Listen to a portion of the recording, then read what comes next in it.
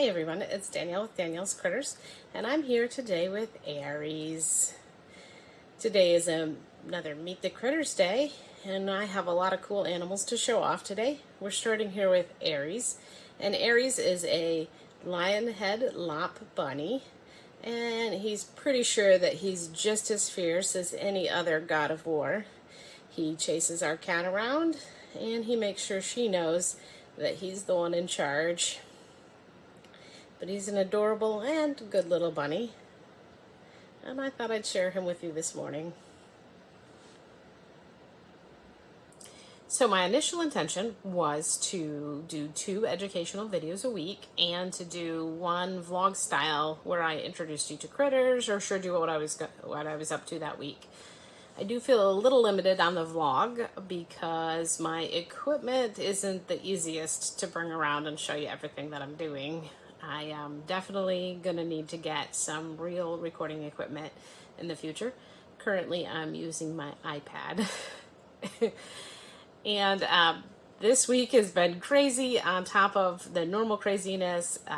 Yesterday, we drove 3.5 hours to pick up 17 breeder snakes and 1 rescue who needs a lot of help.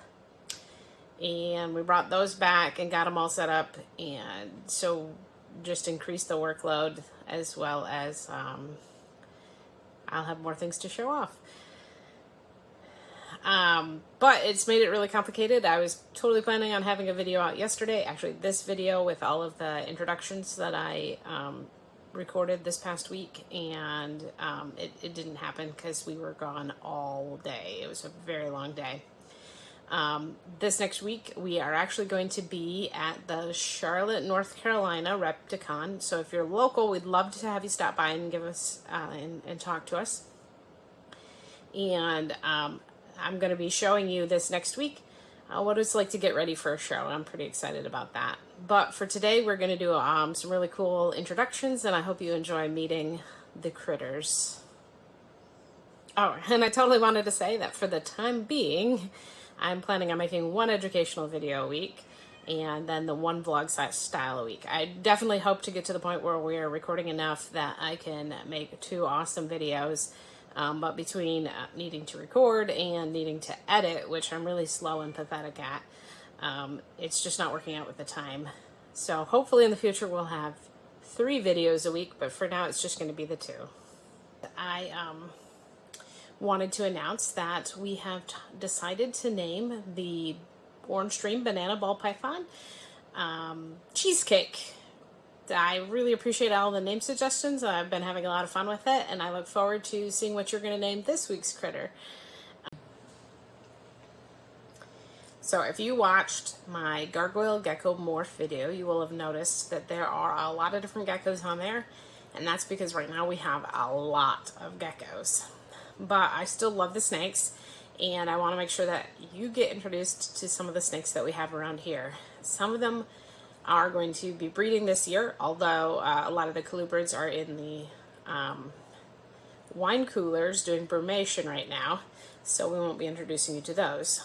But we also have some that will be growing up here and will eventually be ready for breeding. So this is George, and George is an albino anaconda western hognose or plains hognose snake. And he was actually my first snake.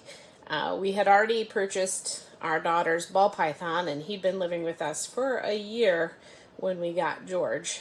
But George was my actual first snake. And he's super cute and quite a sweetheart. I love his little upturned nose. I find that the hognose snakes are a lot of fun, and we have 5 of them now. 3 of them are adults, and then we have George and his girlfriend Martha. He doesn't know he has a girlfriend yet, but she's growing up for us. And they tend to be pretty friendly. Martha's a little grumpy sometimes, but everybody else is really friendly. Where are you going, George? Where are you going?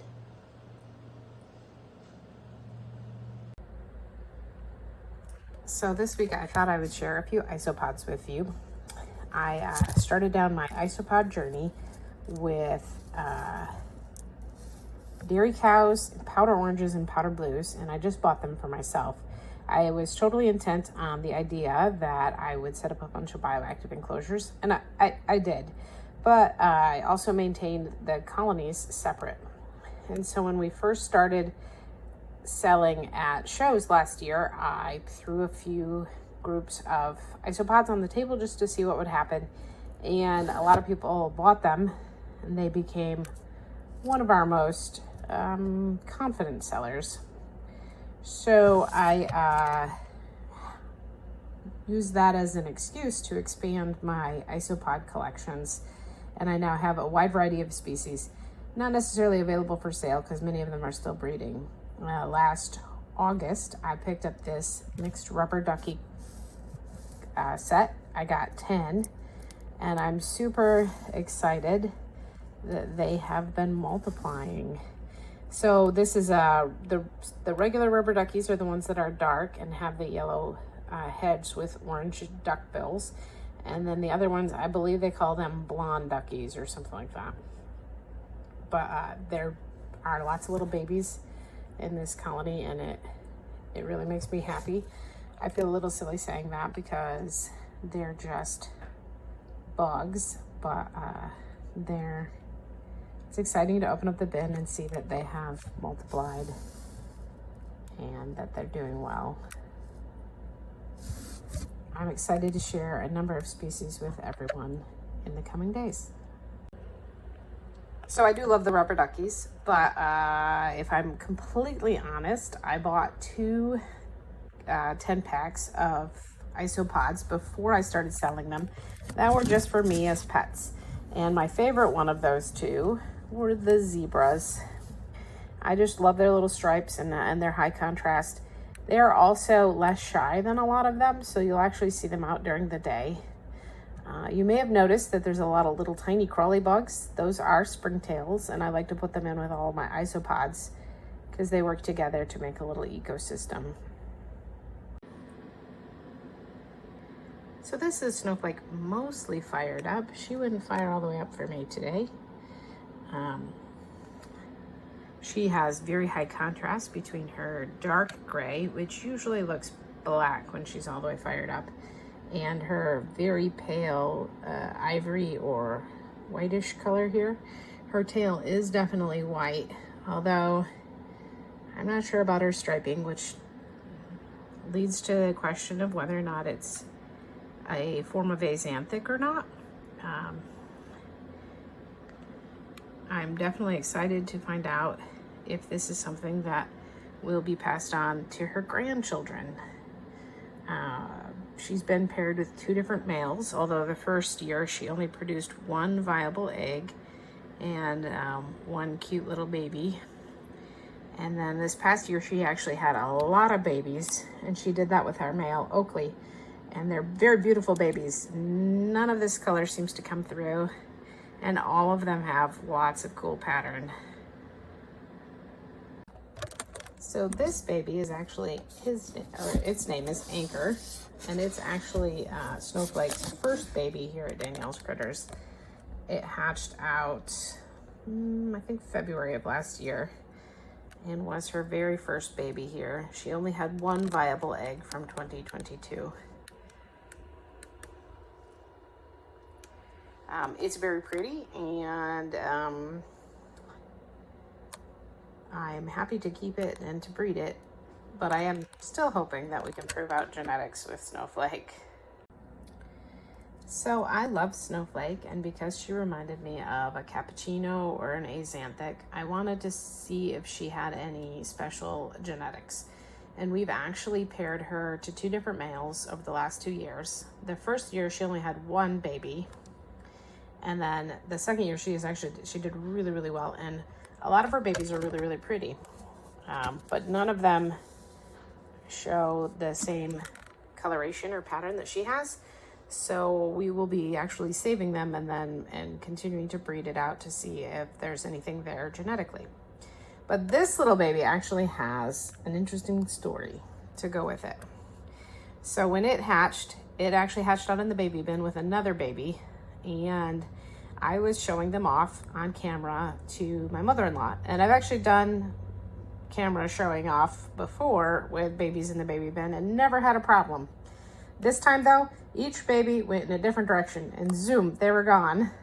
And I quickly scooped them both up, and I had baby bins ready, so I put them each in a baby bin. And to my horror, this one had lost its tail. Up until that point, I hadn't had any crested geckos lose a tail in my care, and I'd even boasted about it, and I was a little sad. But it is super cute, a very nice looking gecko, and even without its tail, it's adorable. We've since then had one other tail loss, but and that one was even weirder because it was an adult female who was all by herself, and her tail was just next to her when I went to feed her one day, and now she's forever a frog butt. So this week we're asking you to help name this guy. I got him back in, I think, August, and he is a lily white, so it means half his babies have, or each of his babies have a 50% chance of being lily white. He also has a lavender base, and whether or not Snowflake proves out, we will probably pair Snowflake with this guy once he's big enough. So definitely in the future. But I love how much white coverage he has. He's hiding behind this cork bark. And he is fairly friendly. Very pretty gecko. So I'd love to hear your name suggestions. You can submit them here on YouTube. You can also find the post on Facebook or Instagram.